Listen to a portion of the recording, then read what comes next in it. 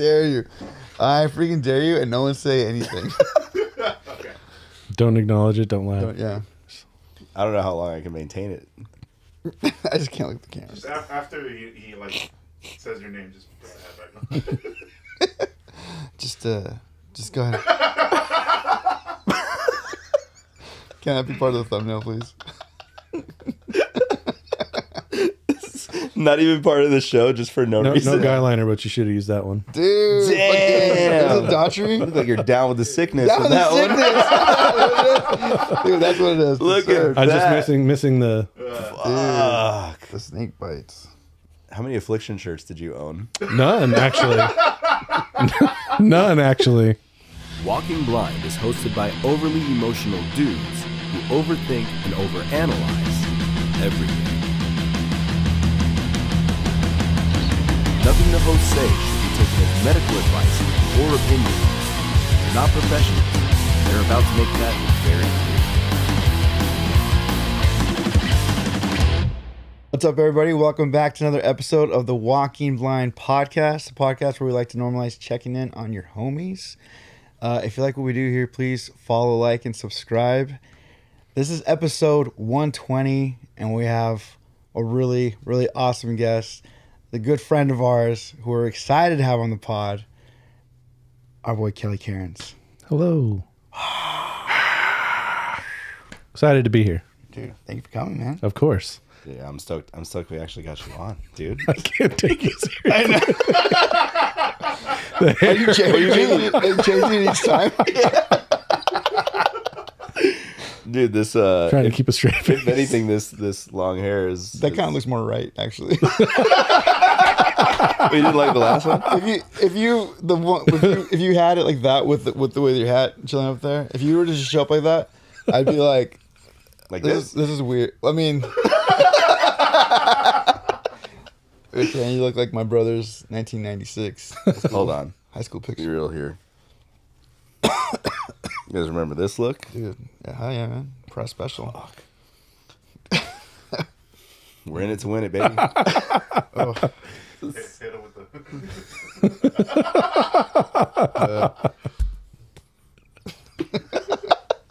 Fucking Williams, dude. Oh, boy. well, Kelly, Well, thanks for coming. Man. Of course, it's an honor to finally be here. Here in the studio. We're here, man. We're here. You come to our studio for once. We're always going to you. I know, right? Change of pace. I like it. It reminds me of back in the day when we used to go to Vegas. And we would record hip hop tracks that we probably can't drop the names of on Nope. on this episode. Nope. But good old Blackheart days, dude. Oh, that was fun. That was a fun time. One Light Media. That was fun. Dude. What Lawrence. I miss that guy. I miss him too. He's doing Talk to him every now and again. photography stuff now. Like, Yeah. he's doing media stuff. I think. Yeah, he's been doing photo stuff, living the dad life, married life. Yeah. Good for him, man. Yeah. Good for him. Definitely different than 10 or 15 years ago. Yeah. No, it was like 15 years ago. More so. Dude. I know, right? I remember Feeling my age now that Yeah. I just said that. I'm like, damn it. I remember going out there.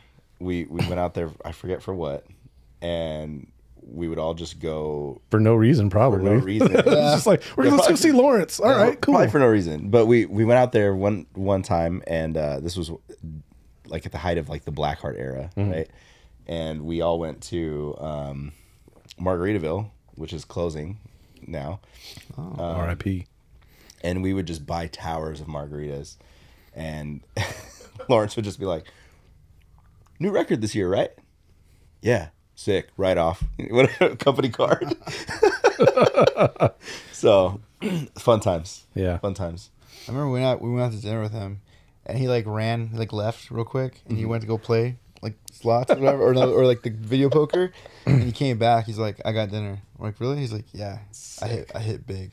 I'm like, what? He like made a shit ton of money just playing really quick video poker. Yeah. And he paid our meal. Dude, that was the strange but cool part about living in Vegas for the year or whatever that I lived there with him. Like, actually, the first I want to say the first day or two that I moved there, we had like a one song project with some somebody, so we got paid. Like, oh, let's go to celebratory dinner or whatever. And he's like let's just go hog wild. We did like, lobster and steak and all this at this local like hole in the wall. Sick. And like literally the first or second hand, he's like, cool, dinner's on me. I was like, all right. He won like, $200, $300, $400 or something. And it was just like. And they know how to gamble properly. Oh, yeah. Because it's like. They know when to quit. Yeah. I think he hit like a G, like in just like that. We're like, what? It's pretty wild. That never happens to me. I'm like, this doesn't happen. I hit a G when I'm down 3 Gs. I'm like, oh, fuck yeah. Cool. I don't feel so bad about myself. It doesn't happen when I'm hitting my 5 cents. Your nickel slots. Yeah. Like one line bets. Why isn't it happening for me? 5 cents, 5 cents. Oh my gosh. The Vegas days. Vegas days. The good old days, dude. I did one of my acoustic. Oh yeah, your acoustic EP. The leafy out there. Did you record that MPHC? Yeah. Yeah. Nice. I think it was 2 different sessions. I think we did like 3 songs at a time. Mm-hmm. The first one was just you and Williams, and then the second one Martin came out. Yeah. And we had the little brushes and stuff. Hornets and piano too. Yeah. Oh yeah. Right. Dude, there were some bangers on that, dude. That's right. Dude, what if man. We could revive that. Let's bring it back. Let's bring it back. Re-release. Re-release it. I got Another version of Let Us Know one. well, there's that, but also I like need to like update my TuneCore because like it took me off of Spotify and everything, which I'm not that mad about because there was like another artist that I was like basically sharing the page with. Yeah, that's right. There's like was he Brazilian or something? You got to release that Christmas jam that you recorded for him. I know, dude. I remember when you came in the studio and we're like, all right, this is the song I'm doing. It was like Anne Marie. He's like, here's the original. And I was like, I don't know how this is going to happen, dude. Hold on. There's more. Hold on. So this song, it's a family thing, right? Mm-hmm. Not a banger as far as like, so and so I told them what I was telling them about. They're like, yeah, we'll figure it out. And I was like, guys, mostly for Chris. I was like, Chris, please hear this on your own. Have an idea. That way, when we come, we can just go. Because I didn't. The last thing I want is to sit in a room with him and Chris, listening to this song For the first time. And so I was like, guys, please listen to it. Chris, please, like learn this. That way we can just go. No, dude. Neither of them were like, I haven't heard it. Let's just hear it real quick. And I was like, this is my nightmares. Like I remember like playing it and then just both. I don't even know what was going through your head, but I could just see it on Chris's face, like. I don't know how you expect any less from this circle that we keep. I know. That's why I was like, please listen to this on your own. Just Come do some up. homework. Yeah, please. because I was like, I'm sure Chris will do. He'll find a way to make it sound pretty, and he'll make it sound cool, which he did. But it's like this could have been. We made it happen. We made it happen. Mm-hmm. Made it happen. We got like some shakers. sleigh bells. Oh yeah, Sleigh bells. percussion. Sleigh bells, dude. Sick. Oh man, What a time. What a time, dude. One time at band camp. Oh man. Well, Kelly, dude, Yeah, tell us about your journey, dude. my journey. It's one of those things where it's so easy to just think that it's almost like the pandemic where like when people talk about the pandemic, for me I'm like, oh, that was like 2 years ago. 4, but Four, almost time 5. doubles when you get older. Yeah. And so like I remember even thinking like when we did like even for like cycles, which is over 10 years.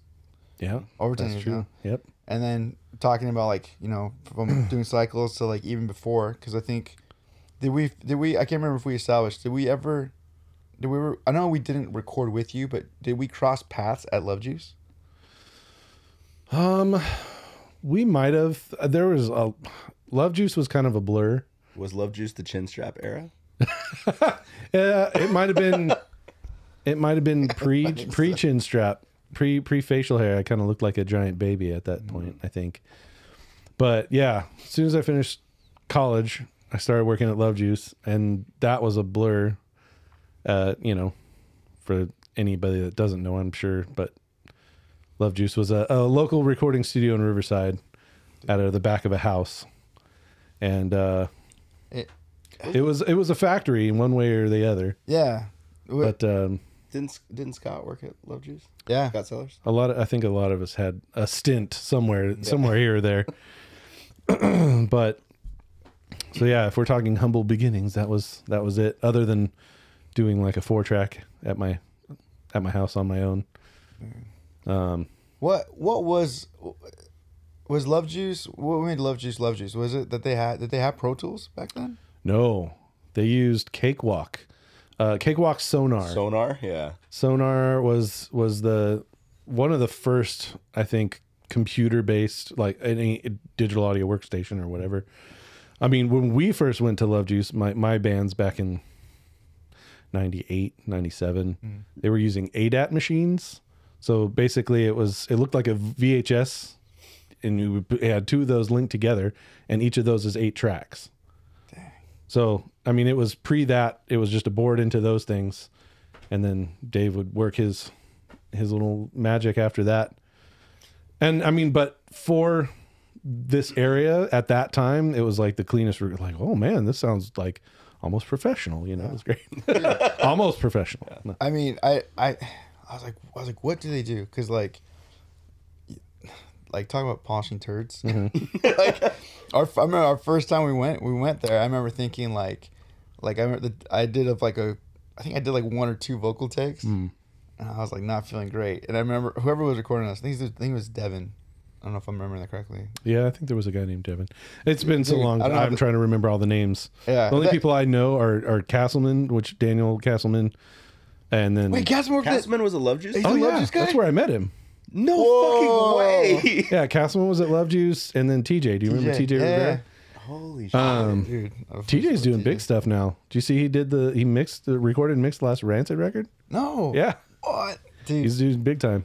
He's in with Tim Armstrong. Dude, TJ, I had like a really, because I knew him because of like, we recorded with MBR stuff we would do. I think it was Devin that we went through, and then like TJ would be around and like kind of come in every now and then. So we knew who he was. And then I remember my first ever like acoustic thing. I was supposed to record it, I think with Devin, but I think Devin had quit or got fired or something. It wouldn't be surprised if it was one or the other. Yeah. It was a very unstable situation there. Dude. And so all I remember was I showed up and like Dave or whoever was just like, hey. I was like, hi, like I'm supposed to be recording my acoustic stuff today. And they're like, oh, who are you supposed to be recording with? And it was like, they basically didn't know I was coming. Right. And so. Doesn't surprise me. Yeah. So then TJ. Keep their own calendars. Dude, I don't know, man. It was done out of a backyard. It was a backyard. I had missed the Love Juice era. Like man. all I've heard is stories. Oh my gosh. Okay. So it started as what I would envision as a garage in the back of an old house downtown. Like a detached. Right. Detached garage. But at the time, I think they were trying to fix the house. So it was literally like the drum tracking area was connected to another part that was on the other side of the little house. It was, and then in the middle was a room probably about this size where like the entire family was living. Interesting. So we had to walk, if we had finished our take, we'd walk out, go around, and then come into the control room, which also coincidentally was where the bathroom was, in this little hallway. It was like, wow. It was, yeah. This is something else, but the recording sounded good, so people kept coming, and it was like affordable for what you were getting. Yeah.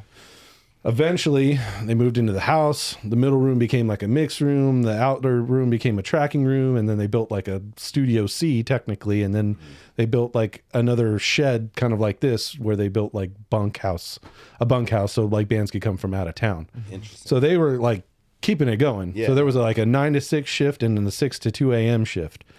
Oh shit. And so like some days the engineers, I mean, they get burned out. That's why I was saying like there was a high turnover rate because it was like they would have you work from 9 a.m. to 2 the next morning and then expect you to show up the next morning at 9 again. So you guys were just kind of hired guns, like you. Pretty much. It was like you go through this little like course, like here's the basics of electronics and recording. Okay, cool. go out there and be somebody. And like, you know, as long as you could track it clean, Dave could mix it or fix it or whatever. Yeah. As Mike said, it was like, oh, I didn't think I did that good, but this Studio sounds pretty magic. good. So much magic. There, yeah. Not to offend anybody that I've recorded, but that's where I learned to first be a turd polisher. It was like, okay, I know what they can fix. So, you know, it gave me a keen ear for knowing what can be fixed, but that's also to a disadvantage, so to speak. But yeah, Almost a crutch. so Love Juice, it was a thing for a really long time. Strangely enough, there was like something almost like 5 or 10 years ago. Someone was like, "Oh yeah, they recorded Love Juice." And I was like, "It still exists?" Is it still around now? I don't know now, but like 10 years. within Even- the even last 10 the last decade, I heard somebody had recorded there, and I was Which is like, "Oh kinda wow, wild. yeah, super wild." Maybe they just kept the name and went somewhere else. I don't know. Maybe. It's possible. They had an Orange County one for a while. They had remember had that. franchised, Yeah. which is like how this whole thing tied together. So Castleman was working out there, and in Riverside, he was kind of bouncing back and forth. And when As I Lay Dying came to do pre-production for, gosh, what was their second record? The one with Confine that like really blew up. I'm drawing a blank on the name. Not An Ocean Between Us. It was before that. That one before that. It was the one that had, Confine, which was like their single. yeah. I can't remember the name. We're all slackers now. This was like one of my favorite bands of all time. I can't think of know. the name of the. Now we're gonna have to bust out the future phones and figure it out. But and I'm gonna probably punch myself when I find the title. But Who finds it first? they were doing pre-production for that. My memory. Shadows, Our Security. Yeah. There you go. There we go. And so that's how they linked up with Daniel.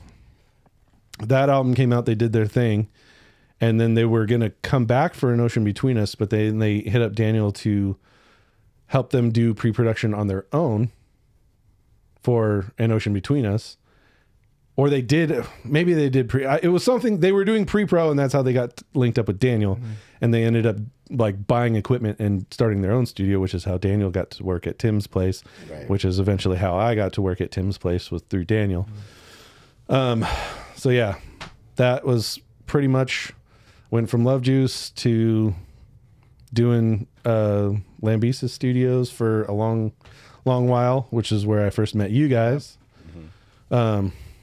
Which was kind of a Love Juice-esque situation. It was like, Tim's like, "Hey, my friend Jason has this band. They're going to come record today." And I was like, okay.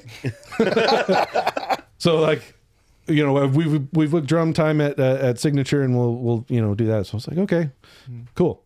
So I showed up. We recorded the Not Quite an EP Yeah. from No Bragging Rights. Or two bangers. Two bangers. Was that was before Illuminator, huh? Yeah.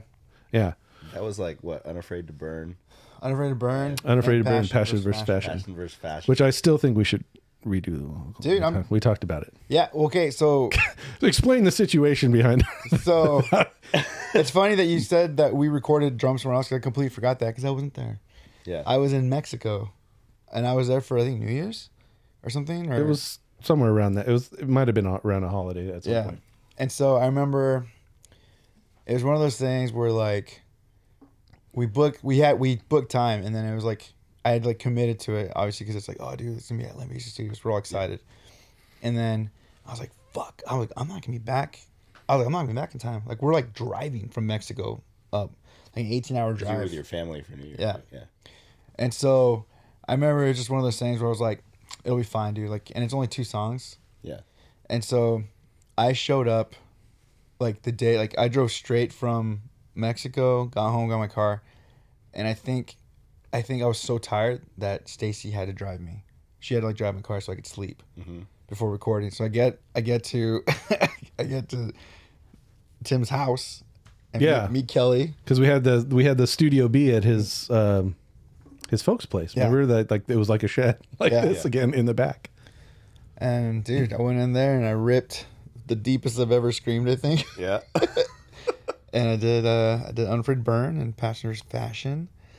And I just remember feeling so shot. But I was like, even just hearing because obviously it's just garage practices, and then hearing the songs recorded, like even though it's just the raws, I was just like, oh fuck. It's like, dude, this sounds good.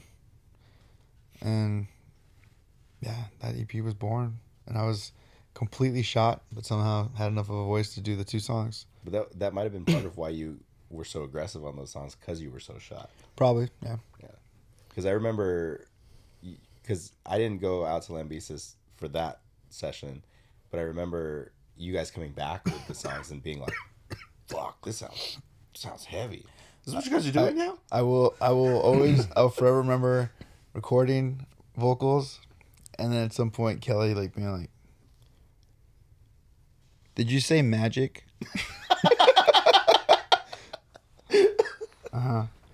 Yeah. What did you say? Something magic? I was like, yeah. You're like, okay. It was like early enough to like kind of like make fun of me, but not really. Like we're still getting used to like being around each other. It's like, okay. Yeah, just getting to know you. I was like, I'm just confirming. Yeah, that's what you said, right? You're saying you're using magic, and you're okay. All right, go. That's where Studio Wizardry 101 was. Is that when it started? I'm pretty sure it was that one. So yeah, every time I would fix something, it was Studio Wizardry 101. 101. It's the course I teach. Yes. So yeah. So Are those songs on Spotify? I think so. They should be. They are. Eventually, I need to get my hands on those. It's like, when you do something and then 10 years later, you're like, I can do that. I can do that way better now. Yeah. So I want to remix those 2, and I want to remix Cycles. Cause I feel like those 2 songs in particular didn't get enough like cred as they should have, because they were strong. Well, it's funny that both of them also they went on. One of them was on Atticus. Yeah. And the other one was on the Warped Tour. Really? Yeah. I didn't know they ended up on comps. That's cool. It was on the Man, I missed the damn one of the comps I sold Yeah. for Atticus. My friends are on here. Yeah. But, dude, I remember so, was it, I guess, yeah, Burner State, when we were doing Burner State stuff, and when you pulled up the Cycles files, and we were like, we should do something like this. For me, personally, I always like, it still hurts me to hear Hope Theory recorded, because we just didn't do a high harmony. It's the only song where we didn't do the high harmony. Mm-hmm. We do it live. We've done it everywhere else, but for whatever reason, we just didn't record it.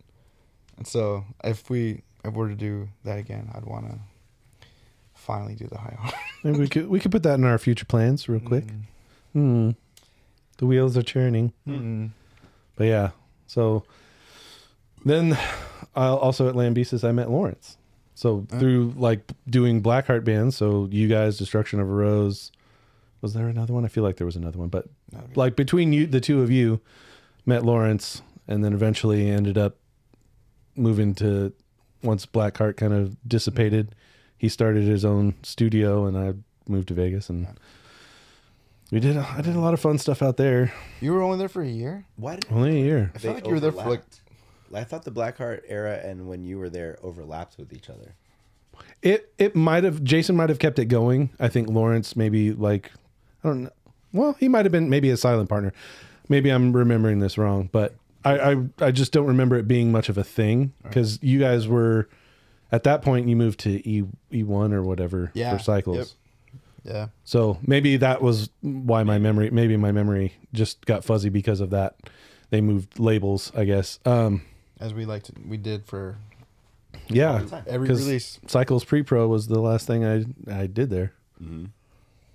And then the disaster of my life that happened during Cycles was nuts. So, do you want to tell that story? I mean, so it was Memorial Weekend. We were supposed to start recording the actual record on Monday. Mm-hmm. You guys got there like on a Friday. Mm-hmm. I think we hung out and just bullshitted the first night, partied a little bit, whatever. And Saturday, Sunday we did pre-pro. Mm-hmm. But I remember we talked, and we were like, "Hey, this is what we want to do." We knew exactly what we were doing, like with you. Yeah, like we were. There was a full game plan. Yeah, a full game plan, and we had just wrapped pre-pro, and I think I was still in the studio listening to stuff. Mm-hmm. a couple of the guys were in there, and my phone rings. It was my mom telling me that my dad passed away. So immediately had to leave. Just, sorry guys, gotta go. And then so on my way home, on my way driving from Vegas back to Riverside, I think we called Daniel, or I called Daniel and just said, hey dude, here's the situation. Can you handle this project right now? So, because I wanted to keep you guys on your timeline. I didn't want, so Daniel, you guys drove to San Diego the next day, I think. Yeah. And then worked with Daniel and Elmo. Arteaga. I don't know how to say his last name. I should, because another 7 Degrees of Love Juice. Tino, his brother, who was in Of Mice and Men, had a band called Lower Definition, who I did their first. I did their first stuff at Love Juice. So this is like You recorded the first Lower D stuff? some of it, yeah. Dude. I'm That's sure I knew crazy. that at one point, but that's nuts. So like super full circle when you guys started working with Elmo, and then like And then I Elmo know your ran brother. sound at the Soma show. The Ghost Inside show that we At the played, Ghost Inside show. which was exciting because it's also because like most of these songs were cycles. Yeah. So I was like, hey, you get to mix them. yeah, But the whole like, it was one of those things where, and when it was happening, because it was like yeah, go do what you need to do. How do we do this? And I remember you being like, like, because I remember like there was a time where it was like, we can go with Cass and we can get this started, but like, do you want to come back, whatever? And you're like, I don't even know if I'll be doing music again, man. Like I can't think of anything past what's going on right now at home. yeah. Which, to be fair, that's Yeah. Could be you should have Yeah. and you should have been focusing on family. Yeah. And so it was awesome that you had passed this, like, one that Castleman even was just like down to do it. It kind of worked out as far as timing. He had the free time. We had just recorded we had done Illuminator with him, so we had, we kind of had that relationship, and It wasn't anything foreign to him. It was like, Right. oh yeah, okay. and I think also it was kind of nice going into our second time with Castleman, and then also because we had such an idea of what we wanted it to be. Yeah. And so it was kind of like, it was easier to kind of not argue with Castleman, but like, to tell him, hey, like, we want this to sound more like hardcore than metal, and we want, I don't know. It was, Yeah, because he's awesome. it was a switch up between It was the a two switch up, records, yeah. for sure. But Yeah. So then I ended up mixing cycles, even though I still wasn't in the best frame of mind. I didn't want to hold up the timeline, but I really I had a passion for the project. Yeah. So it was definitely something I wanted to see through, even though, but I knew Daniel and Elmo were going to give me solid tracks to work with. And, as I said before, now thinking back 10 years, I'm like, dang, I wish I could have another crack at that mix. Yeah. And originally I revisited some of those tracks, I think, when we were working on that stuff. And I was thinking like, oh, this is like the 10-year. I was like, man, there's no way I can remix this whole record right now with everything in my life now at that point, which, obviously wasn't a thing. I wasn't married. I didn't have kids back then. Right. So, but now it's like, oh man, how am I going to balance all that? So, that was the last thing I really ever touched in Vegas. I tried to help Lawrence keep the studio going and just say, like, I taught my friend DJ and his brother Chris, like, hey, this is how you solidly track bands. Just start tracking stuff and send it to me. We can still keep the studio going, but I want to be at home. Are these the One Light All Stars? Yeah, the One Light All Stars part of them. Well, Part of the One Light All Stars. Yeah, those two. Pause. They went Pause and Infect, Infect, right? Yeah. Pause and Infect was their hip hop project, and then they have a really awesome, like, kind of goth industrial thing right now called The Butler. Dude, it's so good. Very, very like a more industrial version of Dillinger Escape Plan, maybe. Oh shit. Okay. It's wild. It's really cool. So if you check out The Butler, if you plug for DJ and Chris. But they also ended up joining Destruction of a Rose for a bit. That's right. And we did that little 4-song EP, which was a freaking banger. That was like one of the things I did that I was the most proud of that didn't take off. And I was like, ugh. But yeah, so then my life got really weird after that. I moved to Phoenix for a bit. Well, I got married, got divorced, moved to Phoenix for a bit to help a friend of mine. He had a sports and entertainment memorabilia business that was taking off. He said, come out here, get your life straight. Because I, obviously said I had just gotten married, divorced, lost my dad and both my grandmas in like a year span. Yeah. So I was not in a good place. Speaking of mental health. So, I mean, moving out, getting out of town, being able to clear my head, do all that stuff, stand on my own 2 feet again, and not like sit there and wallow. It was a very transformative time in my life.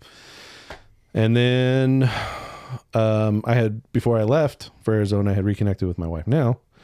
We were kind of talking long distance, dating long distance, and then decided the juice was worth the squeeze. So I moved back home, and here I am, but still doing audio in the process, still working on tracks. I worked at a church for about 10 years doing live audio, recorded audio, basically anything audio with that. So I've been very fortunate to keep that going, keep my passion like as my career, which is pretty awesome. Now I work in AV, but I'm still doing audio on the side, still mixing bands, recording bands, podcasts, whatever. But yeah, Let's go. that's my story in a nutshell. But yeah, lots of 6 degrees of Riverside type situations as far as meeting people and love juice and all those connections. Super weird. That's I'm thinking like there's like random bands because I feel like you recorded. I think you recorded one of our buddy Martin's band from Arizona. I'm trying to think of the band he was in at the time. Oh my gosh. I think I know who you're talking about. I don't think I recorded it. I think maybe I did their drums. I think I did their drums and then I mixed it. Okay. And then Brennan from Set Your Anchor, like somehow ended up recording like the rest of the stuff for them. Dang. Gosh. crazy. Yeah. See, I'm trying to remember, which is another band I worked with, Set Your Anchor a lot. What was the name of the band? I feel shitty because he's my buddy and we played with him a ton. Oh my god. I feel awful. Martin Mirmocos. I honestly, I feel like I stumbled upon their stuff in my Dropbox the other He day. watches the show. He's such a You're good dude. you're the asshole. I know. Yeah, It's so, big- dude, it's wild because like when I met him, he was like this. Genesis Company? Was that the band? 'Cause I remember that band was from out of town. That was something I worked on with him. Maybe Maybe I'm thinking of something different. If I hear it, I'll know. Okay. But it's funny because like he's one of those dudes like where when we met him because we met him in like 2011 or so whatever, and then the skinny Mexican super straight edge kid, and then like seeing him, we came through Arizona on the MBR run, heading home, and just like he's just like a full on like dad. He's a full on dad now. Once a Dream? Is that what it was? Once a Dream? I think so. That's I didn't call him Martin. I think his name was Martin. He had Martin, yeah. a guitar player named Adam, right? Yes. Once a Dream. Yes. That's what they were called, at least when I worked okay. with them. That sounds about right. Okay. I was thinking Genesis Company was something else. Brandon didn't have anything to do with that. Dude, Once a Dream. And Adam recorded a piano version of Cycles. Oh, which dude. I'm trying to get into my wedding somehow. Do you have his info? Yeah, I have the song. Oh, well, it's on Okay. YouTube. Okay. Rip it. It's on We'll just YouTube. rip it off I'm just YouTube. gonna rip it, dude. Yeah. Hey, you own the rights, It's- Yeah. maybe But- not through the recording, but the songwriting. Oh man, Yeah. that's so funny. Yeah, but it's just So seeing Martin at this last night, it's just like, dude, he's like a grown ass man now with kids and shit. But that's That's like most All of us. yeah. Grown ass men with kids. That's what this episode It's should be funny called. getting those like messages from like friends like, oh dude, couldn't get a babysitter, man. Yeah. It's like it's okay, kickstand Steve. We'll see you another time. Dad, you're a dad now. Dad, you're responsible of humans. But Dude, I'm telling you, the biggest shock for me when somebody became a dad was Austin from Creative Void. When he became a dad, I was like, you're in charge of human life. And he's the best dad ever. Like he's fucking rad. But It's usually those. Yeah. It's those you're like, ooh, I don't know. yeah. Is that kid gonna survive?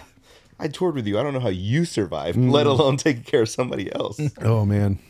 But man, what a time. I love it. I love all the weird random connections. I'm still stuck on the fact that Councilman was a Love Juice guy. Totally. Yeah, Yep. I miss the when I came in or when I moved out here and started like playing in bands and recording and stuff. The Love Juice era had already kind of like I heard all the stories and everybody would talk about Love Juice, but we never recorded there. Like we tracked it at Blue Room. Yeah. Well, you know what's Dustin, which he's also from. he was a Love Juice guy. He's a Love Juice guy. Yeah. But what you know what I think happened was I think it got to a point where like there was just a Love Juice sound. Yeah. And then it was like it was sick at first. It was a template. Yeah. It was definitely a copy and paste. for the punk rock, for all the punk rock kids, Rufio was the template. So everybody wanted to sound like the Rufio recording. So that's where everyone went for that. And then I forget who were the metal ones, or the metalcore ones that came out of there, but they had that sound. And then it just felt like there was this. I remember there was like a time when like for MBR to be like, I think we want our recording to sound different. And then we found Dustin, even though Dustin worked at Love Juice, But he did. There were a few guys that worked there that like started crafting their own niche. yeah. TJ was one. Like he would use their template when he wanted to, but there was a couple projects that he and I tracked it and then he ended up mixing it. There's one in particular, was a band called Say No More that he actually took the files home and used some of his own stuff, and like that record in particular does not sound Love Juicy at all. Dang. It doesn't sound juicy. Let's sound Love Juicy. It's not juicy. It's not juicy at all. But yeah, there was definitely a template, like paste and snare samples and weird trickery that would happen. But And back then, all the snare hits being the same. oh yeah, Same volume. well, back then MIDI mapping wasn't as like smooth as it is now. So it was pretty apparent when you'd get the same, same kick pattern or same snare or same toms, everything like that. yeah, same kick trigger. Yeah. So yeah, it definitely had its sound. But the few people, like I said, that broke out of that are, successfully did their own thing for a while. I think TG was gonna do like movie soundtracks or something like that. Like, so He's an exceptional musician. Like he's a really good musician, like guitar player especially. So you would understand this. He looks, at least at the time, like he looked like a fool, like he was down, right? But he's like really nice when you get to know him and talk to him. And so Saying fools aren't nice. well, and so I remember when I showed up and I had to do these acoustic songs, and I was supposed to be doing it with I feel like it was Devin. Anyway, and so because there's no one there, TJ was just like, I'll do it, kind of thing. and it's like one of those things where it's like it's hard enough to be like, I'm in a punk band, But I'm gonna sing these songs. but I'm gonna sing these sad ass songs. And Kind of like when you brought that Anne Murray song in. Chris and I were like, I'll do it. like you meant but I have like more sad songs than that. Right. And to bring him to TJ in like 2001. Fool, TJ. Yeah, dude. And I remember I was just like, oh my gosh. I was like, dude, these songs are so stupid. I was like, You're like second guessing I was yourself. so, like, this is so dumb. We don't have to do this. He's like, no, it's cool. Let's hear it. And I remember playing for him, and he's like, guitar stuff's not bad. He's like, do you have anyone else play guitar for you? I was like, no, man, it's me. He's Sorry, like, you're stuck with me. yeah, he's like, okay, we'll make it work. And then when I started singing the songs, he's like, these are sad, fool. He's like, these are sad songs, dude. I was like, I know. He's like, okay. But I remember the one thing was I remember him, and I wrote with this for forever. He was just like, you have a good singing voice, man. He's like, you should sing. You could sing more. I think in a nice roundabout way, he was probably like, you should probably get someone to play your stuff for you, but you should just sing. Yeah, focus on singing. Yeah. And I remember taking that, but I was so like, but we had a moment where he was just like, hey, when I get out of this, I want to do movie soundtracks. And I was like, that's a thing? I don't know that's a thing, And he's just like, he was showing me he's like, okay, this is like a speed chase, like a chase scene, okay? And he played it for me, and I was like, I hear that. Yeah. I hear that. He's like, okay, this is like, you hear fucking bad news. And then it was like cool. He had a cue for everything. Yeah. Like he's like it was cool because I'd never thought of that. Like, oh, that's a thing. I don't know, like mood music or whatever for things like that. So I wonder if he ever did anything like that. I don't know if he did any soundtrack stuff, but he, it's definitely working in that world still. Doing a lot of punk rock records, which is cool. That's cool. That's fucking rad. Dang. What a time. Yeah. What a time. Oh man. And in the midst of all that, I was still playing in bands and doing all that stuff too. But Right. I haven't played in a band in 15 years probably. I forgot that what was the you last played thing? drums. Huh? I forget that you played drums. Like Drums, bass. There's a couple. Yeah. So the last band I played in was A Kiss Could Be Deadly. So we had a chick singer. I played bass. My friend Danny played drums. Chris played keyboards, and Tim was a guitar player. And then that was fun. We did some stuff. yeah. Did some touring. Got what was it? What would they call it? A publishing deal? Not a publishing deal. It was A distribution. licensing, like a licensing agreement. Not a record deal. It was a licensing agreement. So we had a label that gave us money to record. They licensed the recording for 10 years. So I was like, okay. Alright. But yeah, we got also offered, that band got offered a deal with a certain record label that I don't want to get sued by because a lot of other bands tried and sue that label Oh. because they sold millions of records and didn't see a dime. Oh. I'm sure you could guess by that. Had a bulldog logo. That's all. That's all I'll say. That's all I'll say. Okay. But no, I played in a power pop kind of punky girl band, except for me, obviously. Girl name, but not me. But yeah, it was like female, like played guitar and bass and sang, and then me playing drums. Called the Randys. That was fun for a while. The Randys. Yeah. Then before that, had a emo-ish band with a bunch of dudes from Riverside called Breakdance Vietnam. That was fun. Sick. Yeah. And then kind of, I don't want to say crust punk. It was more like, I guess, hot waterish music. Madison Bloodbath. Sick. That's a cool name. And then back to high school. So like my pop punk band, the Centerfolds. Centerfolds, dude. And then I had a surf rock band in my junior year of high school called the Dream Dates. That was amazing. And I found our old 4-track the other day. I was like, dang, this was really good. Dude. Dude, you got to revive some of those. Yeah, I'll have to bring them back. Put it up, dude. I'll have to find those guys and just ask permission. Hey, let's put this up. Kelly, you didn't bring up one of the greatest projects you were a part of, though. One of the greatest cover bands that never got to perform. Oh, geez. Did we even have a name? Nope. No. Did we perform anywhere? No. Nope. We did not. But we sounded damn good. Dude, in we Rick's sounded living room. good. Oh man. Danny. So you know Danny. Yeah. That's right. I forget that. Dude, Danny was on drums. I was playing You guitar. were playing guitar. Rick was bass. Yeah. And You sang. I sang. And then Williams played guitar. Was Williams in that?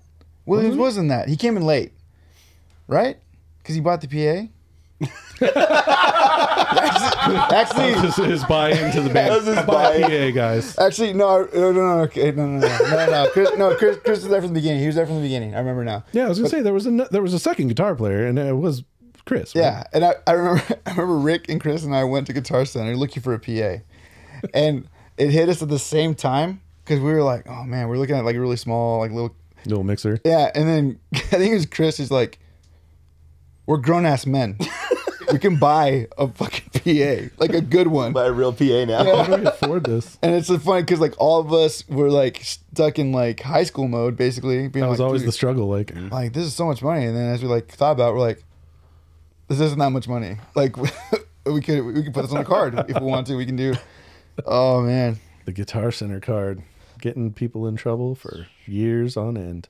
dude, I remember I loved our cover of anything. Dude, we had some. I don't know what happened. What did happen? What happened? Why did you guys I don't stop? know, dude. We were good. Like we were good. We dude, could have gotten paid at a bar. Yeah, we could have got that real cover band bar money, dude. Dude, you know what's fucked up is you guys would make more money as a cover band. Of course. than we ever do. Oh, we were fully ready to. Dude, we were prepared to sell out. for like, sure. dude, we had some sick ass cover. We had a fucking face to face cover. We did. We had linoleum. We did linoleum for sure. I don't think I even knew about this. I don't think anyone did, dude. Yeah, It was like- no one did. We were trying to drop it on everyone. Like, yeah, because we were come to the jamming. show, yeah. We were jamming pretty often. we didn't have a band name, but No band name, but like at least we once or started twice a week, I coming. think. And then careers or things. Then didn't Rick move out of that house? I think Rick moved, and I think that We didn't that have, like, killed a the pre- band. It's Rick's fault. Fucking Rick. Was this when he was in Alsaybar? Fuck you. Where was he? It was in Corona. It was in like Corona. And you had to drive like on this weird dirt road, and then you ended up in this housing tract, It was that weird like house that he was fixing up, right? kind of up on a hill. Dang it! It was in Corona for sure, Yeah. but yeah, it was not Elsinore. Anyways, So it was Rick. Rick ruined it. it's Rick's fault. Sounds right. I think it was probably a combination of everyone. We just became adults and have like adult shit to worry about. But now we couldn't even play one show. Couldn't even play one show. You know, there's no time like the present, Mike. I know. No time like the present. I'm always Fly Williams in with that bar money. that boy. You Getting paid to play music? That's crazy. What a weird concept. So wild. And I remember like fully being like, dude, I'll play whatever will get us paid. Like, for this cover, whatever the fuck they want, whatever the people want. Let's first. I remember first it was like, let's play songs we want to play. Let's get tight. We even did like a Saves the Day song. Mm-hmm. Like dude, that was fun. Which I'm trying to remember what Saves the Day song it was though. Missed opportunity. It was was it weird? Not weird. No. Wasn't that one that You know that.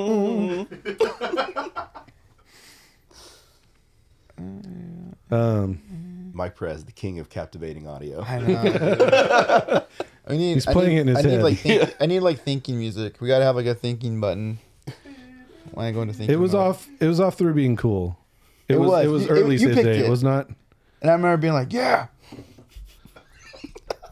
Yeah. yeah. And then it was You one of were- those things where I was yeah. just like, oh, like I don't know the lyrics to this song. Yeah. Oh no. Yeah. Was it? No, it wasn't that one. Nope. It was. Now I'm gonna go through this. Just old dudes Wasn't it this? reminiscing about their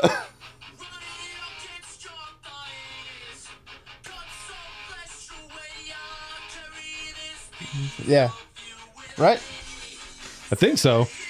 Maybe we're making stuff up in our head, but Who knows? hey, if we hadn't played that before, we should do it Yeah. now. Dude. We're restarting. We're getting the band back together. just a bunch of old dudes in a Bunch of room old- reminiscing about their cover band. Just What's 20 pounds overweight, what's Danny? just having a good time. I remember Danny. And That's what the band name should be. 20 pounds overweight.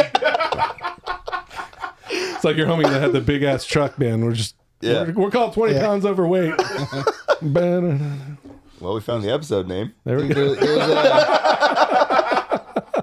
There's the freshman 15, and then there's the The 40, 30 or 40. the 40, 40. The 40. The 40. Dude. Oh man. Danny. What's Danny up to? Do you still talk to him? Yeah. He actually has a project with Chris again. Chris from my band. Not Chris Williams. Sorry. Chris from A Kiss Could Be Deadly, because Danny was playing drums in A Kiss Could Be Deadly. It's called So What, Who Cares? So it's Chris, his wife, 2 other girls, and then Danny playing drums. It's fun. That was It's cool. a fun little project. They played their first show the other day. That was fun. Sick. So check out So What, Who Cares? So what? Who cares? Really quick, useless, nothing story. But when Chris and Justin and I were doing our acoustic thing, TMJB. yeah, we were like, there was a couple songs that we'd want to do, but they'd have like a really tough riff or a solo, and I include myself in this. None of us are soloists, Right. and so we were like, oh man, that song would have been sick. I was picking another song from that band. And then the one thing, and I sprung it on them. I didn't tell them I was gonna do this, but the one song that we did play that does have a lead or solo at the end we don't do was May 16th from Lagwagon. And so I think I told them like, hey, I'm like, let's play May 16th. I'm gonna do something like special here. I'm like, all right. So we're like jamming, and when I came to the part, I busted out a kazoo, and I did the kazoo I did the solo with my mouth, dude. That's amazing. I got like halfway through, but like it was so ridiculous, and I thought it kind of sounded cool, but we'd like laugh so hard that we were like, dude, there's no way we can do this live. Like it would require us to play it like a million times until we could do it without laughing.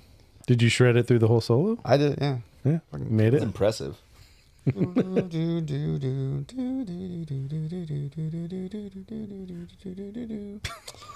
I I wish I had a ripped. kazoo right now. I can shred my mouth. I got a kazoo right here. Dude, speaking of Lagwagon, sorry. I'm going to go on a little bit of a tear, but have you seen there is like this teenage, I'm going to say she's teenage, she's young girl on Instagram that is like shredding like all these little punk rock covers on drums. I'm going to see if I can find it, but if I can't, I'm going to have to do it after the fact, but it's so good. I want to see this. And she just rips it. Dude, yeah. Right here.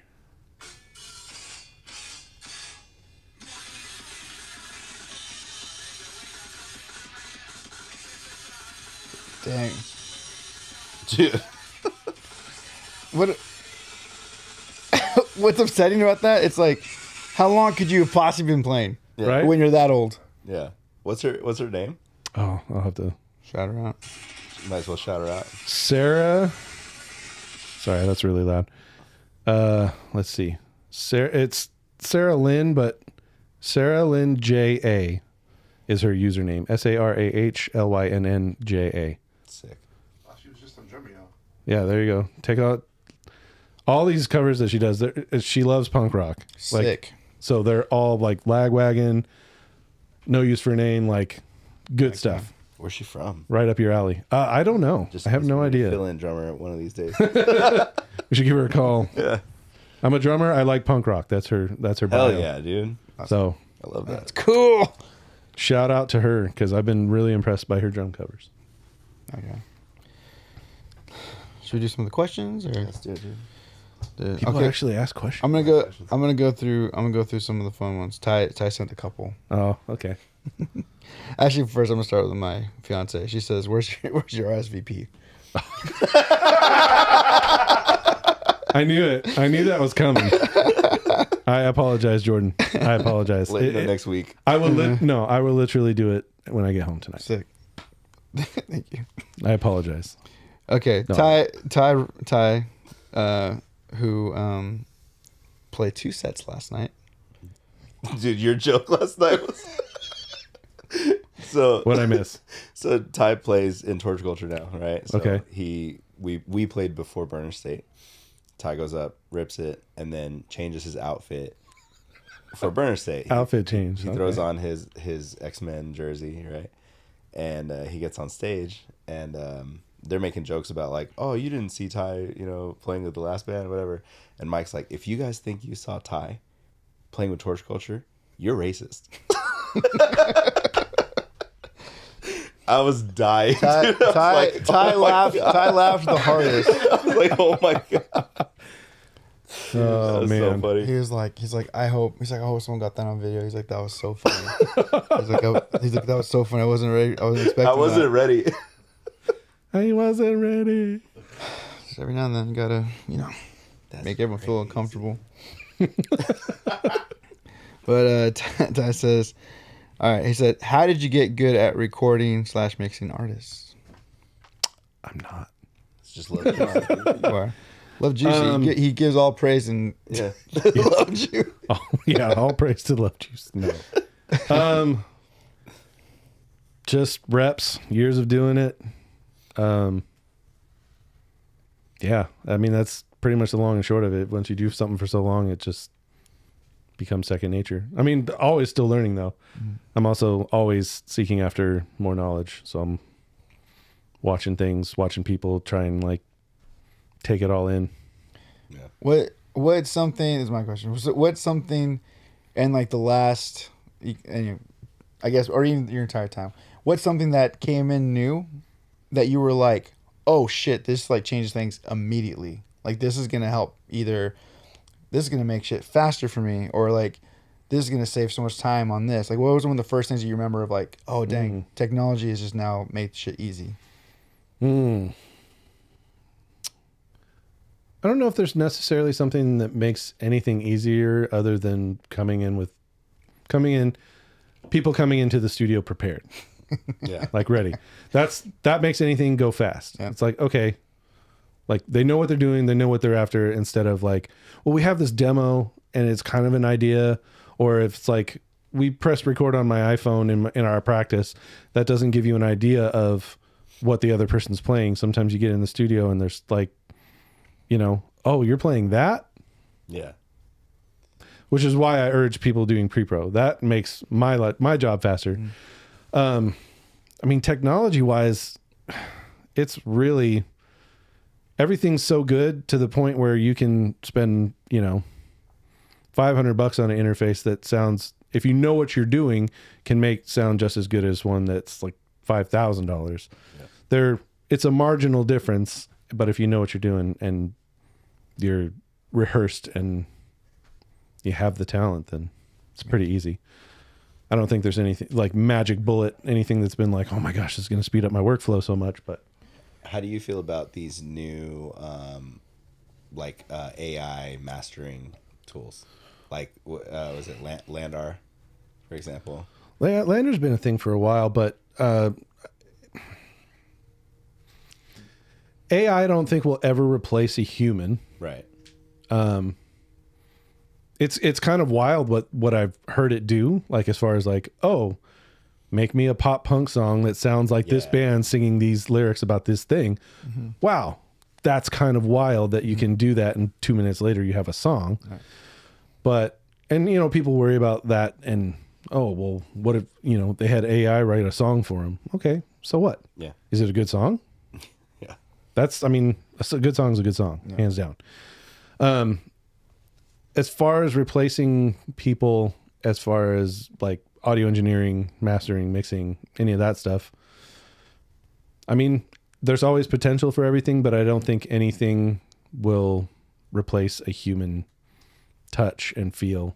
Like, yeah, I can program drums all day on, you know, Superior Drummer or whatever, but it's just not, it'll get you like 80% of the way there, but it's not going to replace like a real dude hitting real drums, right, playing to the feel of the song, the timing, you know, the speeding up, slowing down a little bit. Like,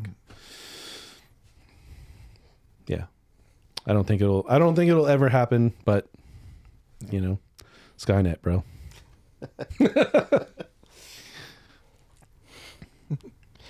He says, do you have a favorite or three bass players, and who is it? Ty asked that question. Yeah. Well, definitely not Ty. Just kidding. No.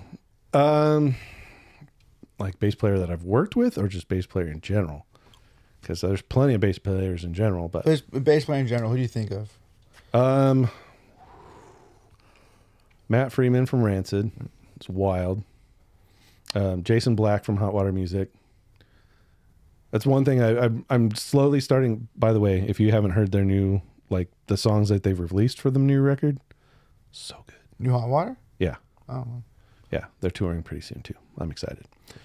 So those are two of my like been listening to in heavy rotation lately.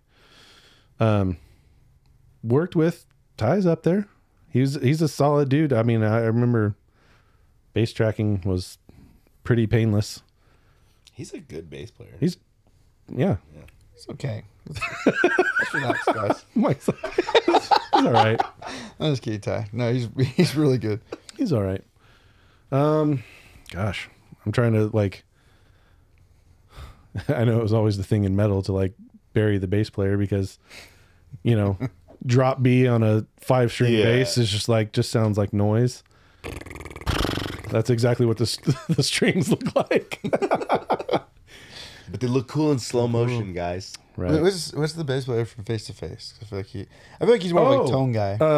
Scott Shiflett, which I don't know if you're familiar with Chris Shiflett, who is the guitar player in Foo Fighters.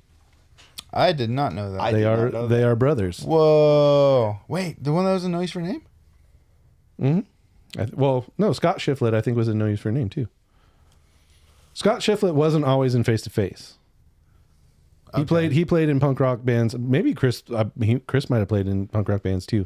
They grew up by the beach doing the surf town thing. But having seen Face to Face several times, and I saw him at Punk in the Park 2 years ago, I think. That dude is phenomenal. Like an amazing bass player and background vocals, harmonies, spot on. That band has been playing for almost 30 years, probably more than 30 years. And when I saw him at Punk in the Park, I was like, still got it. Yeah. Still got it. Them and Bad Religion. I was like, dude, Bad Religion's like geriatric almost, but still ripping. But I mean, luckily their drummer, newer drummer, Jamie Miller.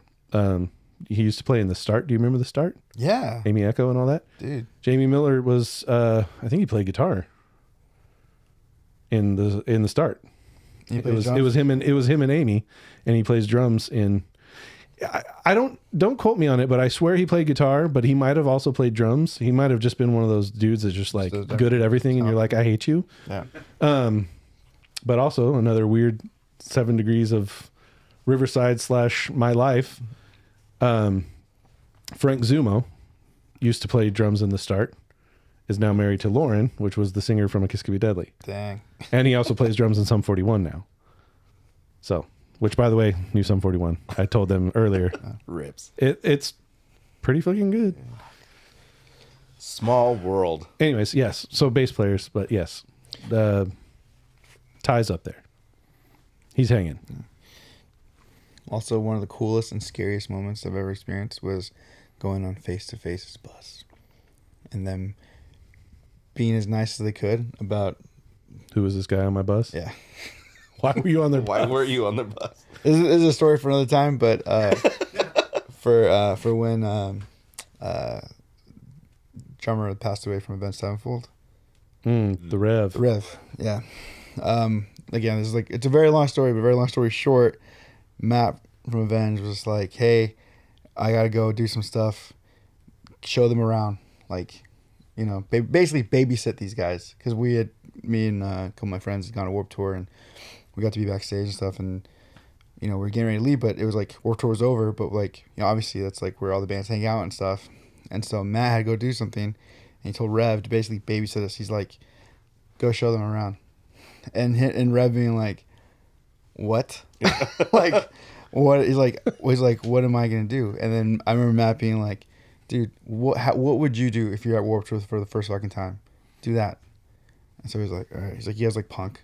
We're like, yeah. He's like, all right, cool. He's like, let's go meet Face to Face. That was like the first thing we did. So we like went on their bus, and he's like, hey guys, blah blah blah. He's like, all right, these guys are fans of yours.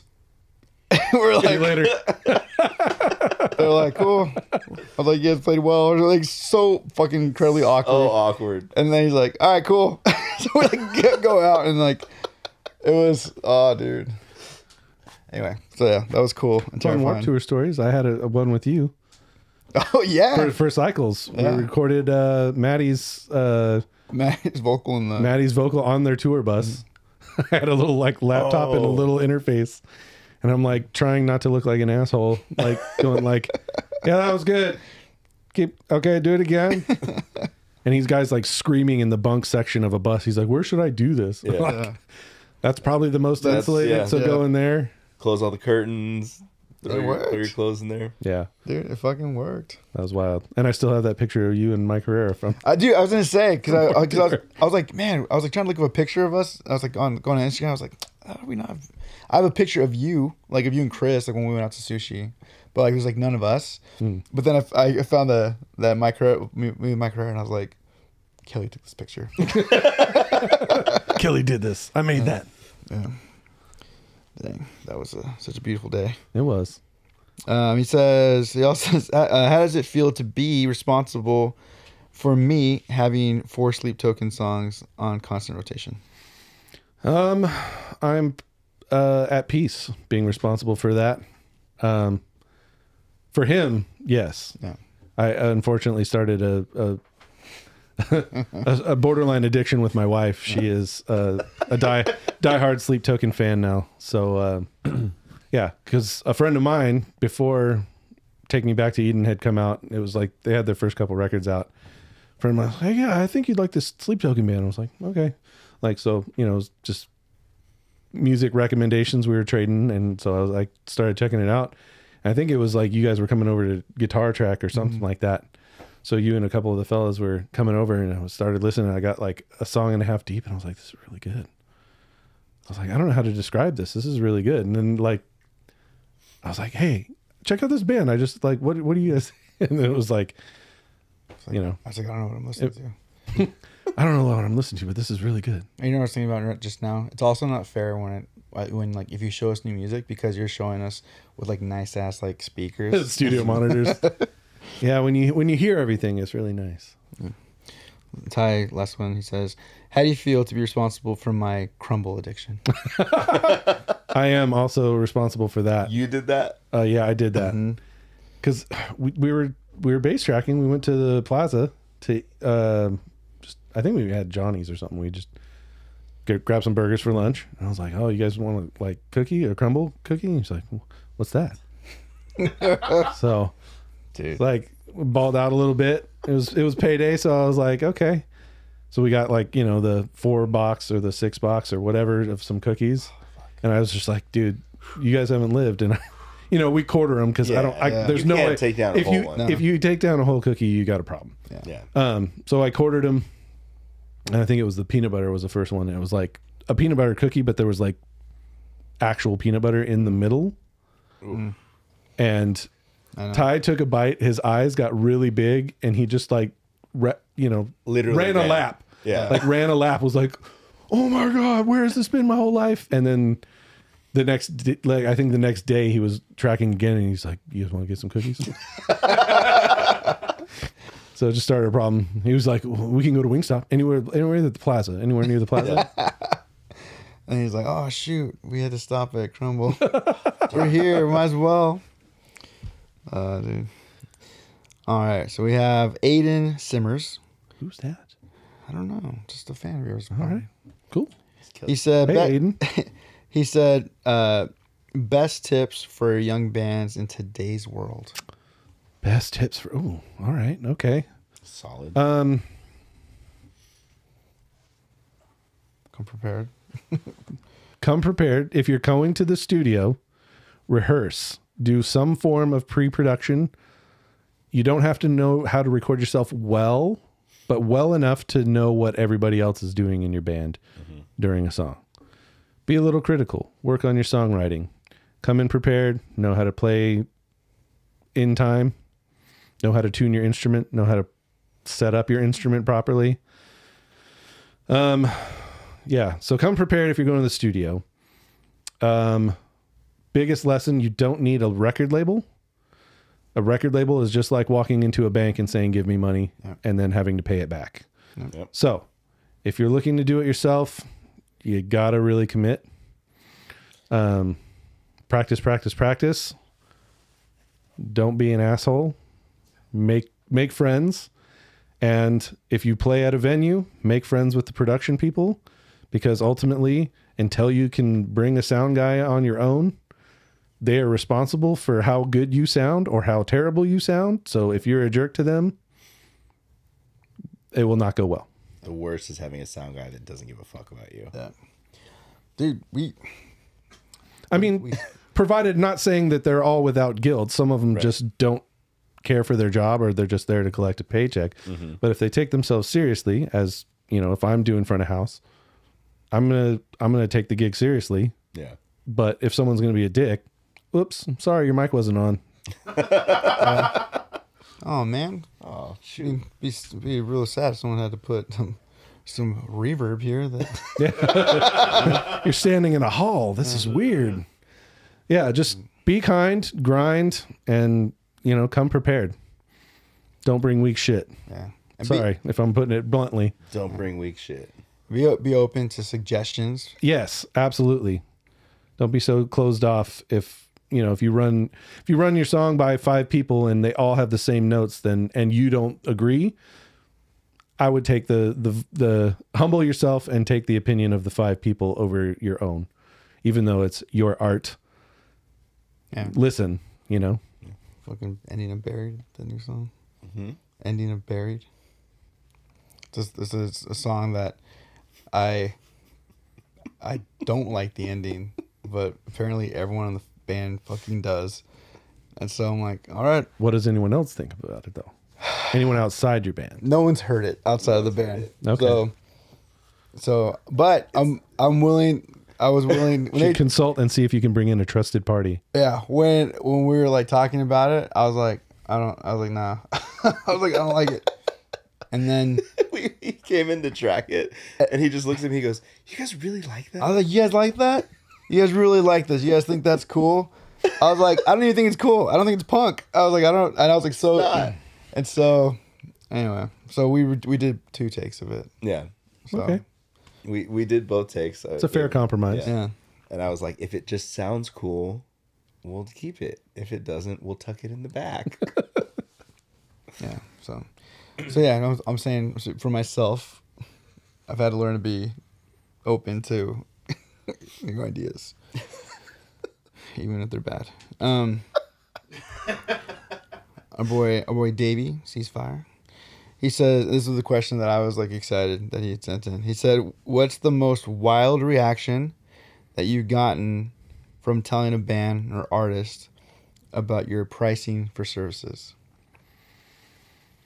That's a good question.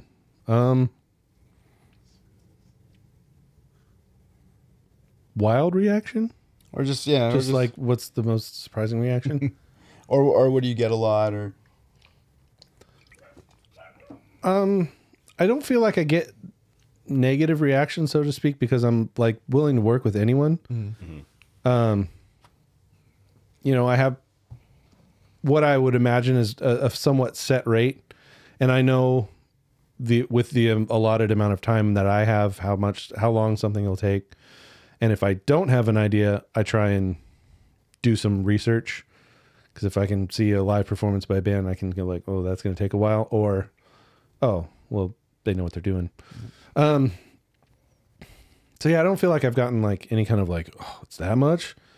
And if it is, then, okay, well, how serious are you about doing your, if I'm too expensive, how serious are you? Because I'm serious. Like, I'll do a good job for you, but Right. I can back my right. yeah. Yeah. And I'm not saying my shit don't stink. Like there's always room for improvement or room to do better. And there's always somebody that's better than me, but But go ahead, ask them for their pricing. And it's probably going to be 2 or 3 times what I'm asking. Yeah. So yeah, I wouldn't necessarily say I've gotten wild reactions, but just, it's usually the, oh, or okay. And then crickets. Yeah. Yeah. Yeah. It's some of it has been like, oh, cool, I'll get back to you. And then nothing. Okay, fine. They're like, Or some are like, we'll send you songs in a week. It's coming. We're recording something new. It's coming. We're going to retrack the bass. I'll send you in a week. Yeah. he rejected Right, it. Rick? Right, Rick? He rejected our offer for 15 songs in 3 days for $300. Yeah. Again, kind of going back to the don't come with weak shit. But yeah. Do you want to get a mental health check? Yeah. Let's do it. Yeah. It's the time of the show, guys. The time in the show. Mental health checks where we like to check in weekly to see where we're at mentally. That way, if we're doing well, what's going on in our lives that's keeping us in a good place, or what are we doing that's helping us? And if things aren't going well, what are we neglecting to do, or what's going on in our life that is keeping us in a funk? So, so what we've been trying to do lately is normally I'd start with the guest, but we've kind of found out that we start with one of us to give the example to model this. Because Has it not gone well? Oh, because there's been times where like we'll like do it, and then our guest will be like, "Oh, that's what you meant by that," or kind of like, "I want to change my answer," or like I don't know. Gotcha. So, Michael, where are you at? Also, it looks like you're wearing underwear. I know. Back to the hair. It's actually my boxers. Oh, it is your. Yeah. It's just the way my shorts are. I just looked back and I just saw a bunch of leg. I was like, oh yeah. Dude, Mike is a whole fuckboy right now. I came in with the whole fuckboy energy today. I'm super comfortable. I like it. So, mental health check. Mental health checks today. That's fucking weird. You almost have the Edward. Dude. Is that what it's called? The Edward? Edgar. Edgar. Yeah. Sorry, I got Twilight Edgar. on my mind. Twilight on my mind. There you go, devil on. Dude, go this route. Dude, it's the Danzig Edgar. Yeah. The Deadger. The Deadger. The Deadger. The Danzig. Dude, Edzig. I was thinking about the Adam Sandler movie which one? where he's like, I think he's like from hell or something like that. Oh, Lil Nicky. Nicky. That's your rap name, Lil Nicky. That's gonna be your hairdo. Dude. Just start rocking the devil lock, man. Oh, damn. I think he's avoiding the question at this point. There you go. There you go. Oh my gosh. any of our listeners who might be audio only, Dude. You're Watch probably the the move. Probably a good move. I'm experimenting with this hair that I'm growing out now. Mental health check. I'll check. Dude, today was pretty solid. This weekend was pretty solid. The one thing I'm hyped about is the van is back. Yes, and it's like fixed. So I had Dallas. So we talked about the Feels on Wheels being in and out of the shop, and Which basically has been a strain on the mental health. yeah. Basically, like from the very last time I brought it back from the shop was like, we've done everything. It's just an old van. It's gonna break slow, whatever. But there was that like what I kind of figured out was when you hit the brake, it's like it would take a second or two before it would build pressure to engage. So if you needed to stop suddenly, you couldn't, right? So even if you slammed on the brakes, it would be like, oh, now we're braking, and then you have like this 10 feet of stop time. And I was like, this isn't right. So I kept going back and forth with the shop. So finally, I got it and brought it back, and then I hit up our homie Dallas, and I was like, hey, you're a better mechanic than me.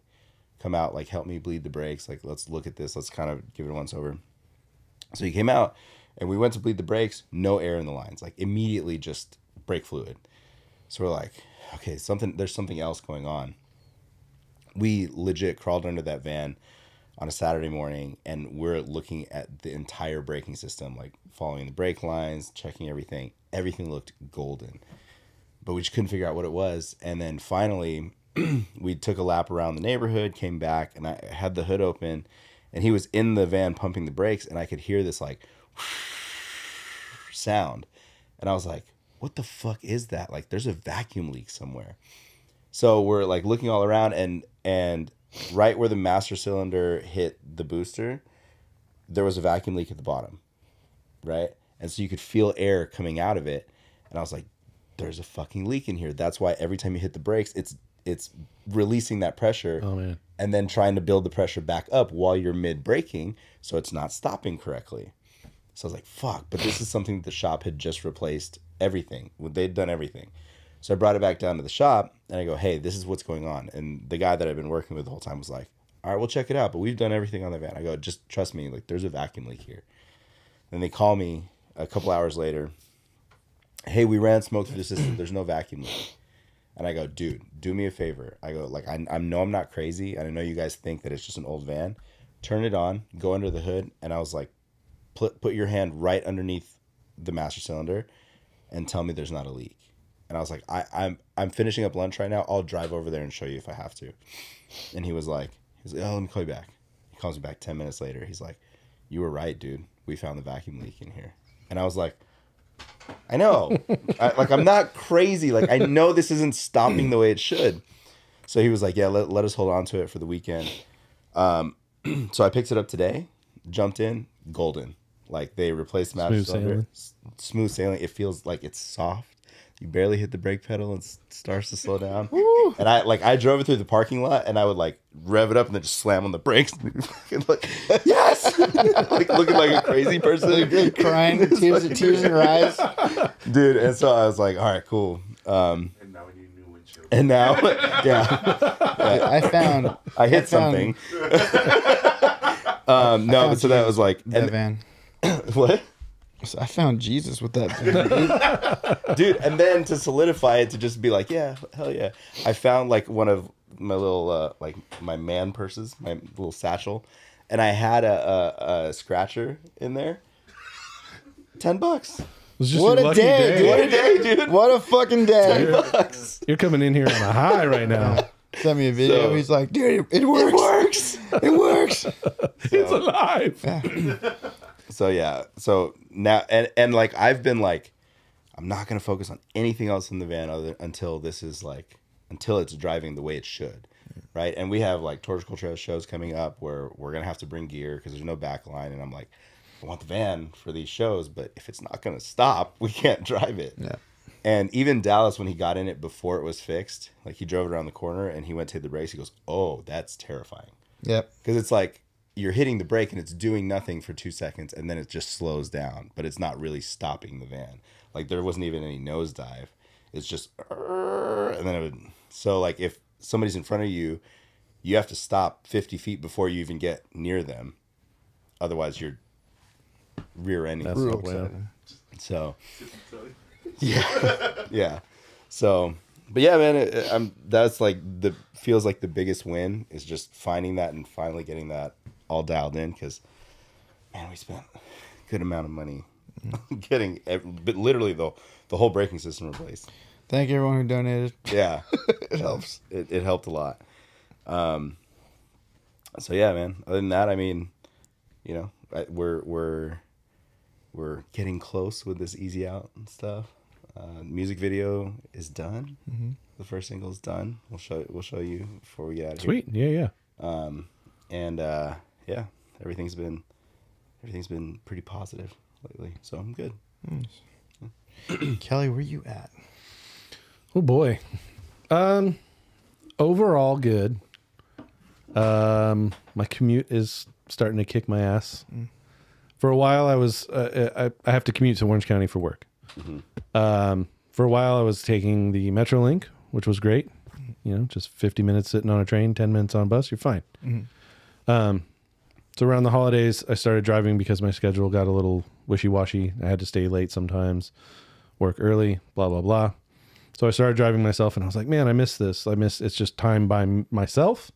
Even though the train, you can kind of tune people out, but you're still, Yeah. you know. So I'm getting to the point where that's draining on me a little bit. Just having a job overall with a commute kind of stinks, but keep the positive mindset of, you know, the reason I took this job is better provision for me and my family. So they're always kind of on the forefront of my mind. That's going pretty well, but they're not getting the best version of me just because I'm figuring out how to navigate around the added 3-ish hours of commute in a day. So I'm like up at 5, gone before they're awake, and I'm coming home like around dinner time. So I get to see my kids not as much as I would like. Not just to put them to bed. Right. Yeah. When I was working in town, I was a 10-minute commute to work. Right. I could take them to school. I could do all those things and still, you know, be more present or whatever. But so that always takes a little bit of a toll, but still navigating through that. Knowing I need to create a bit better, healthier habits. I know I need to get back into like working out again, because it's just like, that just does wonders for your mental state. Yeah. So, even though I don't think in my mind, I don't want to get up any earlier than 5, which is when I get up. But I know that's pretty much going to be the only time I have gas in the tank, because if I wait till I put my kids to bed, no one wants to work out at 9:30 at night when you got to 4 a.m. crew. Baby. Right. So I don't want to, but I know I have to, because it's getting to the point where I'm like, I know I need something. I'm not like, losing my mind, but I know my family's not getting the best of me, and I'm not forming the best habits for myself yet, but I know I'm going to. Mm-hmm. What's your like commute? Either are you a music guy? Do you do podcasts? Do you do audiobook?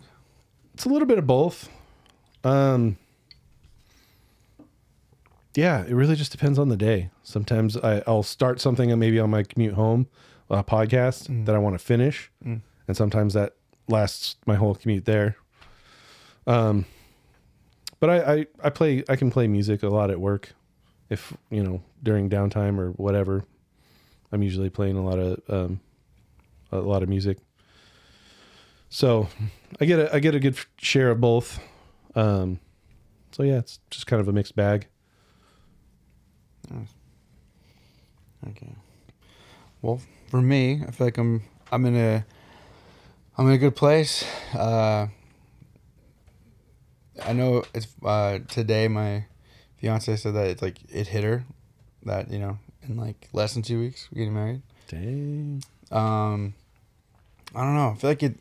I guess it's hit me, but I'm not. I don't know. I feel like I probably should be more scared. Maybe I'll be more scared tomorrow or leading up to it at some point. I can't wait till you're more scared. I know, but I don't know. I feel I don't know. I feel good. I feel like I need you to have that moment. In front of me. Yeah, and I need to be there for it. I don't know. Just I want to hold your hand. But I think I don't know. Like I think for me, especially, all the big stuff is kind of like taken care of. Like we have, it's all set, and so Jordan's very organized. He's very organized. I'm sure everything was ready. Yeah, so like it's fine with that, and now I'm just like, I'm like excited for like friends coming into town, like Chris and Ryan and stuff. I'm excited to see everybody. And so yeah, so I feel like I'm in a good place. I feel like the gym has been helpful for me. That's been my thing lately. I need to catch up on sleep. I feel like sleep has been just rough for me, like the last like week or so. Same. And so last week we had to move our date to Wednesday because I just wasn't feeling good.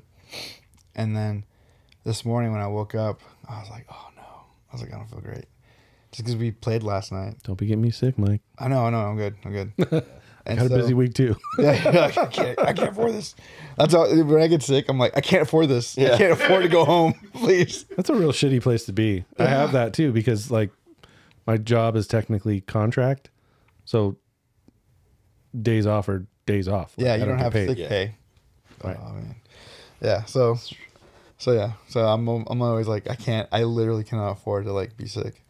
And so thankfully I got to like take a good nap, and when I woke up, I actually felt better, as opposed to last week. Took a nap, woke up, and I was like, That's an instant nope. Yeah. So, but I think I just need to get sleep taken care of, and I feel like I'll be back on it. Be back on it. I'm sure last night though, like we were there late, and then I'm assuming you ate afterwards. Did not. You didn't eat afterwards? Okay. I did. I stopped right at that Jack in the Box. Dude, I thought about it. I was gonna drive home and eat, and then I realized I'm just gonna park. And I just sat there, tired as fuck, because I hadn't eaten all day, except for the one taco and I was just legit silence, eating my fucking Jack in the Box. Dude, I went through a whole thing of ranch. You'd have been proud of me. Dude, wow. Yeah. I'm not a big sauce guy. I'll do little dips here and there, but What did you use the ranch for? the fries. Oh, got it. I don't know. Sometimes people put ranch on weird shit, so had to ask. That's when there's times when like Yes. Thank you. Yeah. What did you put? What do you put mayo on? Chicken wings.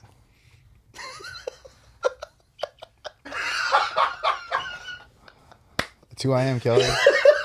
I accept you for who you are, but that's weird. If he had a choice between ranch and mayo, he'd choose mayo. All right. I'm currently reevaluating our friendship, Mike. No, I'm just kidding. So, I want to say it started with keto, but this goes back further. Keto was just your excuse. My love for mayo Yeah. goes back further. Yeah, I don't want to do this, guys. He's like, I don't want to do that. He just dips this fucking chicken wing. Dude, growing up, one of my my snacks, I guess, as like a child was like broccoli and mayo, Mayo. which Yeah. I still think it's amazing. And then I remember the first time going when I was went to go visit my brother when he was in school in Spain. First time I experienced fries and mayo, and I was like, I like this. I bet you mayo in Spain is probably way better than any American garbage Yes. that they call mayo here. Yeah. And then when I started doing keto, I remember that was one of the things that they like recommended was like mayo. And so I did the avocado mayo with my wings. Okay. I could feel your guys' disappointment. No, it's not disappointment. It's just like I don't know how I feel about it. You know, it's like one of those like, all right, like if you're cool with it. Yeah. But It's like when your friend comes out to you, you're like, yeah, I mean, whatever. Yeah. Do your thing. Cool, man. I'm not into it, but Yeah. I mean, if it's you, that's you. Mayo. What were we talking about? Mayo and broccoli. We were talking about where you were at mentally, and then I don't know how we got onto mayo. Mike just wanted to throw that out. Mike just wanted to throw you under the bus about mayo real quick. Oh, no, because I was saying that, we were out late. Oh. and you have to get Eating. yeah, there we go. yeah. Sidetrack. Yeah, there's nothing like eating in your car, like in a parking lot. Yeah. There's been times. Especially when you're just shot. Like, So I don't know if you know this, but since we're calling you out on things that you've been responsible Oh, for. okay. Oh, geez. So you're responsible for reintroducing Johnny's Burger back into my life. 'Cause I grew up going there. Like I loved it growing up, and then I remember we just randomly like years. It's been years now, but you're like let's go to Johnny's Burger, and I was like, I haven't been there forever, and we went, and like since then, like now it's back in my life, and We've become reacquainted. we become reacquainted, and it's just something. It's never felt better. Yeah, but also there's like tinges of like this feels like it should be sad, but I'm having a great time. Where I'll get my Johnny's Burger, and then I'll like go across the street, park across the street where it's more well lit. And then Not in that shady back parking lot. yeah, and then I'll eat my Johnny's Burger. Dude, their onion rings. Fried zucchini. Their fried zucchini is top notch. That And something was- special about that ranch too. That ranch. it's that homemade ranch. The ranch is different. Yep.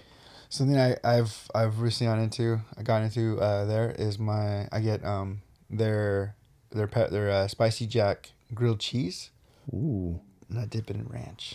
Not mayo. Not mayo. Dude, I shouldn't know He this. probably puts the mayo in the I shouldn't know this, and I hope What I hope if I they can keep buttered the this. bread in mayo and then grilled it so you get the melted? Okay. I might But be on board with that. I wonder I could if get they down with have. that. Cooked, I'm cool. Right. I wonder if they have. They probably do. They probably have like awesome mayo. I shouldn't know this because I might request that now for my onion rings. Have them put mayo on the outside of the grilled cheese and then sprinkle some Parmesan on it before they. Yeah. That's what I do with my grilled cheese. They make Okay. with garlic. Are we going to eat after this guy? Yeah. Everybody ready for dinner? And that said, thanks guys for hanging out with us.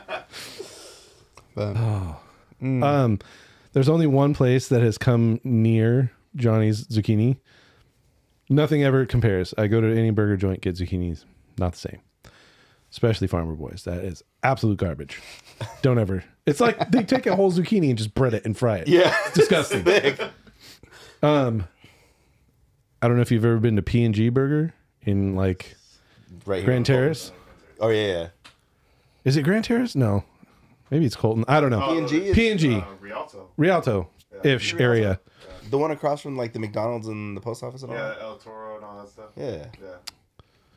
Go to P&G, and their zucchinis are like French fry size. They're small, and their ranch is fire. How late is P&G open? I've never even I don't heard know. of this place. They close. Oh shit! I actually know. You should know this. It's like I should know this. But when you get a chance, try P&G as far as their zucchini goes. Their burgers are great too. Actually, they're really good. Pistachio milkshake. Okay. Every time I drive by there, the line is always so long that I'm like, I don't want to deal with that. I've never Go heard inside. Of this. Go inside. I've never heard of It's tucked away in a most random place, like next to a freeway. Yeah. But I guess Rialto, I don't really make my way out that way. So it's worth the trip. I'll tell you. It actually gives Johnny's a run for its money. So Close at 8. oh dang, they must be really good then. I'm making bold statements. Okay. Yeah, it's in Rialto. Is that the closest one It's to the only us? one. The only one? Oh shit. Yeah. Oh no, sorry, it's Colton. I thought it was See? Colton. Yeah. Yeah, because it's by the post office in Colton. Damn. Sorry. We get on food, and obviously I like food, so We work hard at eating well. we do. We just talked about working out too. Yeah. So I'm talking about trying to form good habits, like working out, and then I'm talking about food and just going like, oh god, I want some food. Dude, I kind of feel like that's been like the bad part about working out for me. Because then you feel like you have a license to eat whatever you want. Yep. I worked out today. I can do this. I like this. There's probably a lot of protein in this. This is probably gonna make me. This wanna- triple cheeseburger. There's a lot of protein in here, right? This is soaked in mayo. Siri, how many vitamins are in this? Are in these onion rings? Well, I'm Well, let's add some jams to the playlist and then get some Yes. food. Some jams to the playlist. Jam. If I have to pick one that I think people need to know about, it's Change Your Heart to Die by The Midnight. If you're looking for something to just give you motivation, if you set that as your alarm to wake up to, I don't think you could be sad or have a bad day. sick.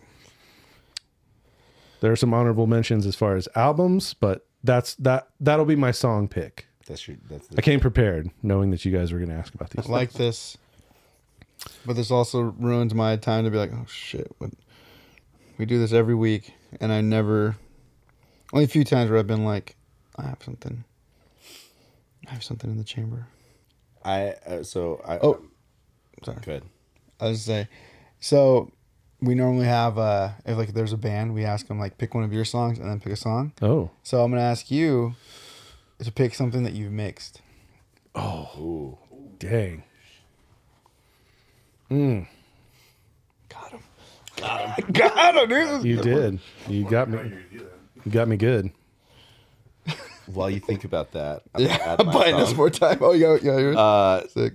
I randomly came across this artist named Shabuzi.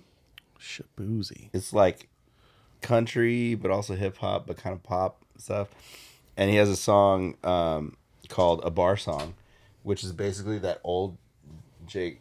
I think it was Jake Wan, like everybody in the club getting tipsy, but like a country version where he redid the song, and it's kind of rad, and it's been stuck in my head. So I was listening to that while I was eating my Jack in the Box last night. Just talk about the club while you're eating the burger. But it's not about the club. It's like it's about sitting at a bar, and it's like they know that me and Jack Daniels have history. Yeah, it's cool. So I have one, and this one's for Ryan because apparently he doesn't like this Strung Out album, which I love. Let's do Blueprint of the Fall by Strung Out. Nice.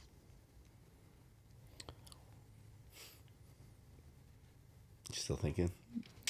Yeah, I mean it's tough. I have a lot of stuff that I'm like super proud of. Some stuff that's coming out sometime soon that I'm very, very pumped about. Mike knows what I'm talking about, I think. Is it the one? The one. Sick. The elusive one that's been one. ongoing for years at this point. Years. But It's so good. it's nearing the end. Heck yeah. Man. I mentioned that Destruction of a Rose EP. Like I said, I was super proud of that. And I don't want to say, I don't feel like I got the recognition, but like that was something when I finished, I was like, yeah. Most of the time I'm very, very critical of anything I put out. Like I get it to 90% of what I'm happy with. And if the band's happy, then I'm happy. But that was like, band was stoked. I was stoked. I'm like, this is going to change, metal for right now. But, yeah, it just never really did anything, but I'm still very, very, very proud of it. I don't even know if you can find it, to be honest. Alive? Yeah. Yeah. Spotify. Okay, cool. So I would say that, and then, I've talked about the NBR stuff that I've worked on that I just like, I know I can do better, even though a lot of people love Cycles as it is. I feel like I could take that mix again and to another level. Just drop it on these people. I think it's gonna happen. I'm gonna make the statement that it will happen. Cycles will get a remix, and Not Quite an EP will probably get the same treatment. Hell yeah! From that Destruction EP, what song? Ooh, it's 4 songs, so if you, they're all pretty quick. Oh yeah, dude, I remember this. Yeah. So that was like when DJ and Chris, EJ wasn't in the band anymore, Right. but Nick was still doing all the songwriting. Larry was still playing drums. Was Gordy still in the band at this point? No, Okay. this was a dude named Danny White, who I think he's like a carpenter now or something like that, but he still plays music too. Who's the But vocalist for that? Chris, so DJ and Chris, they're brothers that I met in Arizona when I was living there. Pausing, in fact, One Light All Stars, those two. So Chris ended up being the vocalist. DJ was playing bass. Danny and Nick were playing guitar, and Larry was on drums. And it was one of the smoothest recording processes I've ever been. And yeah, that whole thing like went really quick. It was a breeze to mix, and it just like, it was one of those things where everything felt very serendipitous. Like everything just came together. It's like, oh, Yeah. we're done? But this is awesome. Like, Sick. usually I'm sit there and being critical, go through the stage of like, yeah, this is really good. And then I hate myself. I should quit what I'm doing. Yeah. And then, okay, everyone's good with this. All right, cool. Let's move on. So, but that was just like, oh, okay, here we are. The stars have aligned. The what? The stars have aligned. Yeah, it definitely felt something of that nature. I need subtitles. Well, on that note, I was let's like, get out what? of here. All I heard was, Yeah. You say magic? did you just say magic? I'm confirming. Throw magic in our lyrics, dude. I've used some pretty non-metal lyrics. Magic is a fun one. There's another one I've said. I get made fun of. I thought it's Rick. Rick loves to just tear my lyrics apart. Our vocal sessions are the greatest. A lot of character building for them. Well, on that note, They try to hurt me. They can't. There's nothing you guys can't say that Martin or Daniel hasn't already said to me.